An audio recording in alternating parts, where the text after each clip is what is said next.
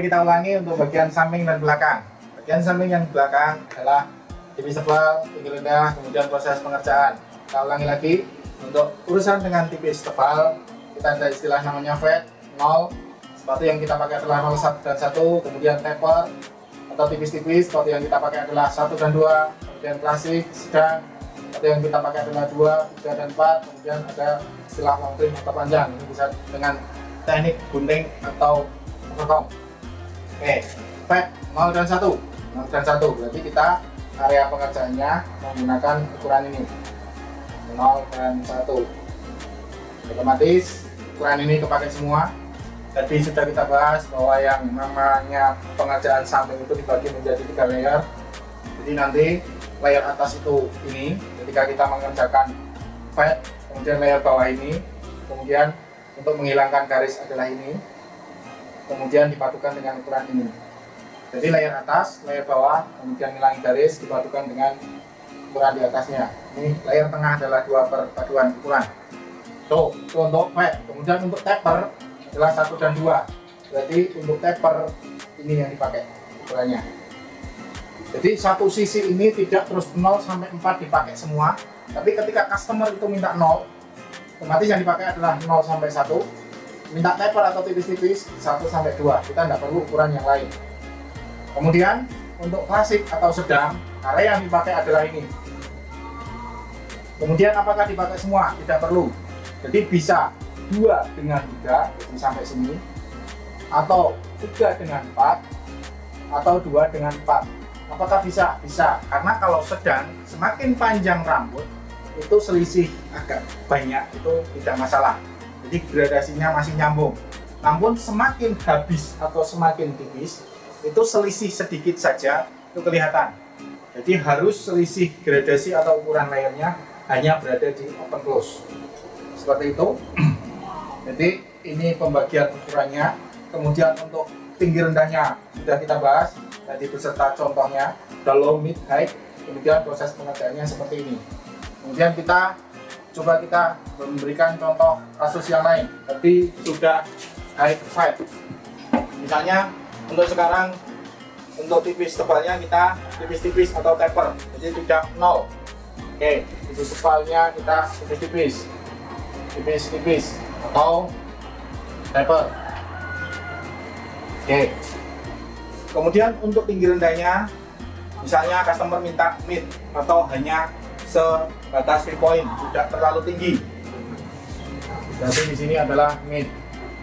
Hasilnya ini mid, tipis-tipis atau taper. Dari customer minta mid, tipis-tipis atau taper.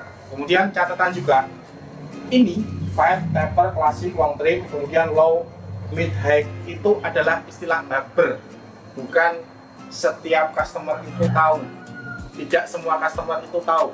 Kemudian ketika tidak semua customer tahu, kita pada saat menanyakan seperti apa, kita tunjuk saja bagian, misalnya tipisnya minta apa, minta tipis-tipis atau 0, karena tidak semua customer tahu flat, tidak semua customer tahu taper. Jadi kita tanya 0, tipis-tipis atau sedang, itu bahasa ke customer.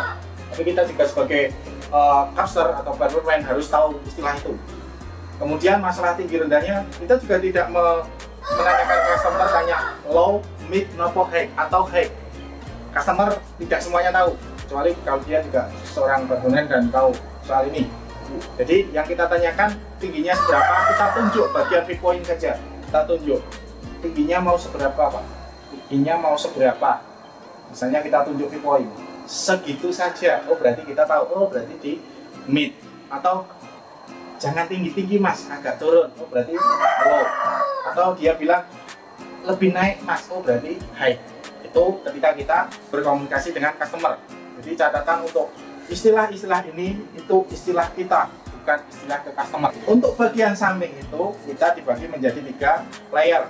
Otomatis ketika layer atas di sini, otomatis layer bawah atau layer tengah itu di sini, kemudian layer bawah di sini. Otomatis semakin pendek areanya, dalam artian ketinggiannya semakin sempit, otomatis area layer-layer semakin sempit. Ketika misalnya orang minta high, otomatis layernya semakin lebar. Tapi orang ketika minta mid otomatis semakin sempit, apalagi minta low, otomatis area layer-layer semakin sempit.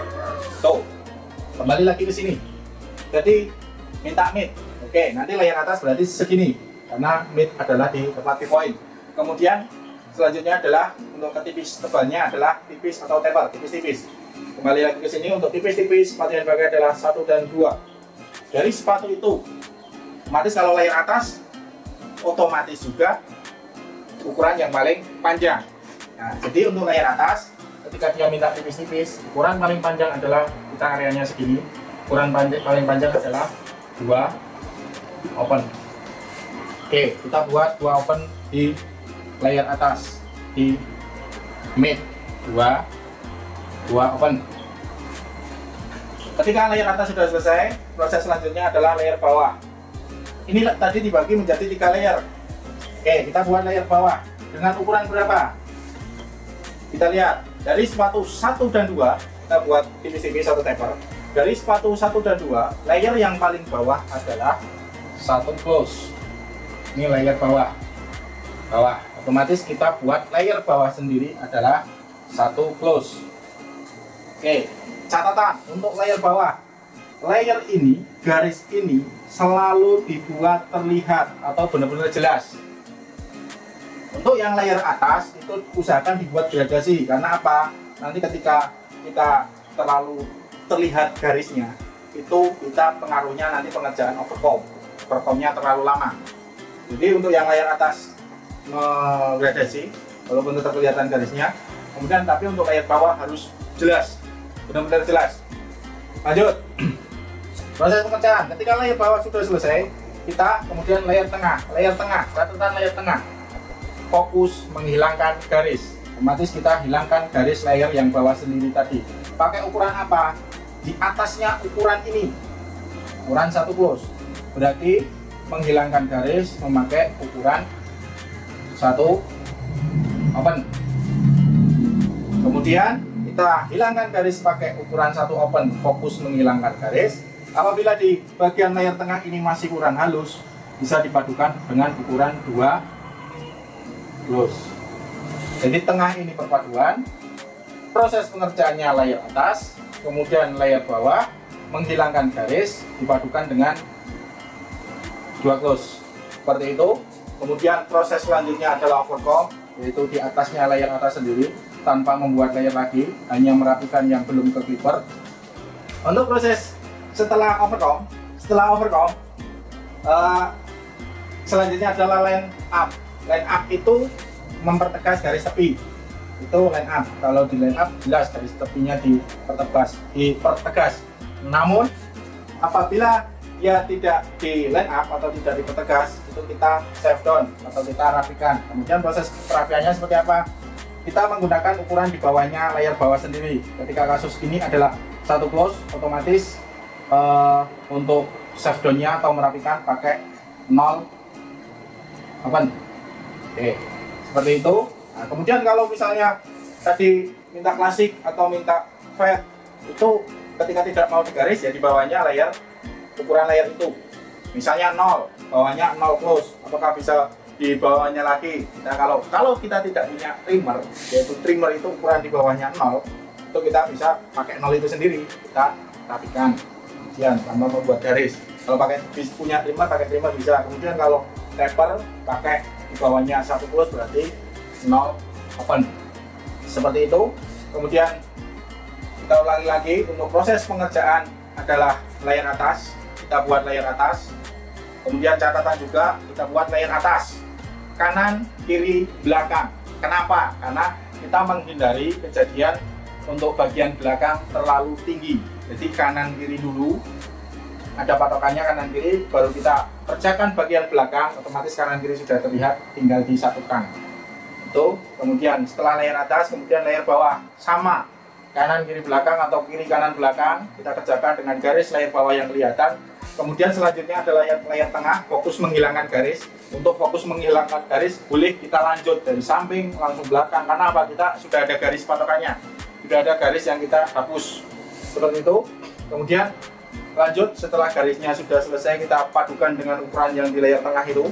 Kemudian kita ke overcome juga boleh dari samping langsung belakang karena kita patokannya adalah layer atas sendiri gitu.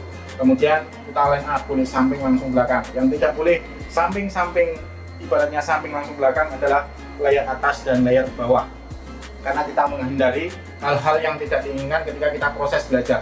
Jadi kita main teknik dulu. Ketika teknik kita sudah menguasai, kemudian otomatis feeling kita juga menguasai, silahkan mau samping, belakang, samping, terserah, bebas. Kemudian proses pengerjaannya mau layer atas, layer tengah, layer bawah, bebas ketika feeling sudah mengikuti, teknik sudah di luar kepala dan menguasai. Seperti itu untuk samping dan belakang. Untuk yang masih kesulitan, nanti kita belajar prakteknya dan nanti kita bisa pembahasan di video, bisa di channel YouTube kita atau kita saat kita live streaming.